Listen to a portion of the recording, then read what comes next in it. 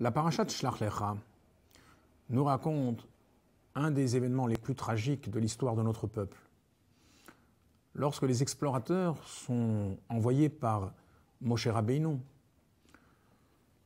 pour le renseigner au sujet de la terre d'Israël et de ses habitants, avant la conquête du pays, sont revenus en disant du mal de cette terre, en faisant part de l'impossibilité apparente qu'il y avait de la conquérir. Et Dieu, dans le début de la paracha, s'adresse à Moshe en lui disant « Shlach lecha » »« Envoie pour toi ». Rachi de traduire « les da'atra » selon ton avis. C'est-à-dire, moi, je ne t'ordonne pas d'envoyer des explorateurs. Si tu choisis de le faire, eh bien, ce sera ton choix. En réalité, pourquoi est-ce que Moshe Rabbeinu, qui n'avait pas eu l'ordre de Dieu d'envoyer des explorateurs, a décidé de le faire? Eh bien, c'est parce qu'il considérait que cette conquête doit se faire selon les lois de la nature. De la même manière que tous les aspects du service de Dieu doivent se faire selon les règles de la nature. Parce que leur but est précisément de sacraliser, d'élever le monde naturel, matériel. On ne fait pas des mitzvot avec des miracles. De la même manière, Moshe considérait que la conquête d'Eretz Israël doit passer par une stratégie naturelle, rationnelle.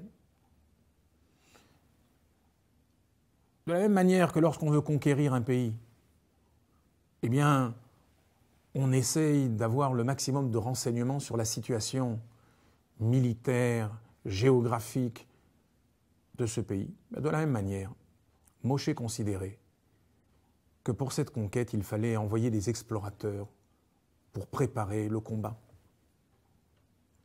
Et dans ces conditions, pourquoi est-ce que Dieu lui-même n'a pas demandé à Moshe Rabbeinu d'envoyer les Meraglim?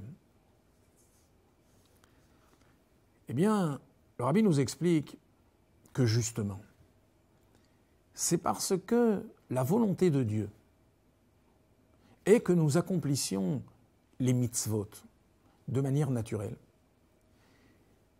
C'est la raison également pour laquelle il tient à ce que nous utilisions notre intellect pour comprendre de manière rationnelle, tout seul, ce que nous devons faire pour accomplir sa volonté. Dieu, en réalité, voulait que cette initiative émane de Moshe Rabbeinu lui-même. De la même manière qu'il attend que nous trouvions les ressources, les moyens, par nous-mêmes, d'accomplir sa volonté. L'enseignement est donc qu'un juif ne doit pas toujours attendre que son rave, son maître, lui donne tous les détails de ce qu'il doit faire.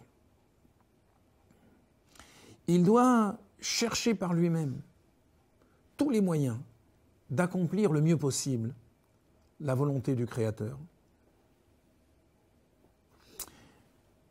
Cependant, même si nous devons prendre des initiatives, il nous appartient de les prendre dans l'esprit que nos Chachamim, que la Torah ont préconisé. En effet, en fin de compte, même si l'initiative de Moshe Rabbeinu était bonne, même si elle était souhaitable, pourquoi a-t-elle échoué? Eh bien, c'est parce que les explorateurs ont dépassé le cadre de leur mission. On les avait envoyés pour prendre des renseignements et pour les transmettre finalement. Or, qu'ont-ils fait? Ils ne se sont pas contentés de donner les renseignements qu'ils avaient obtenus. Ils ont donné des conclusions. Ils ont, en quelque sorte, décidé que la terre d'Israël ne pouvait être conquise par le peuple juif. Et c'est là leur erreur. Un juif doit savoir que même si on lui demande de trouver les moyens par lui-même d'accomplir la volonté divine, il doit cependant faire preuve de bitoul, de soumission, et ne pas toujours faire en sorte que son intellect puisse le détourner de la véritable volonté de Dieu. Le père du Rabbi Levi Yitzhak, avait coutume de dire que le mot kardoum, qui veut dire une hache, a la même valeur numérique que le mot sechel, qui veut dire l'intellect. Tous deux ont la valeur numérique de 350. Pour nous dire que l'intellect, c'est comme une hache. Avec une hache, on peut construire un édifice. Mais avec une hache, on peut se tuer. Eh bien, de la même manière, l'intellect est un outil précieux, mais que l'on doit utiliser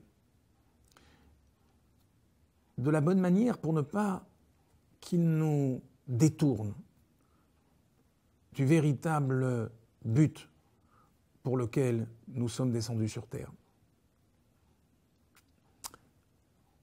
Bonsoir à tous.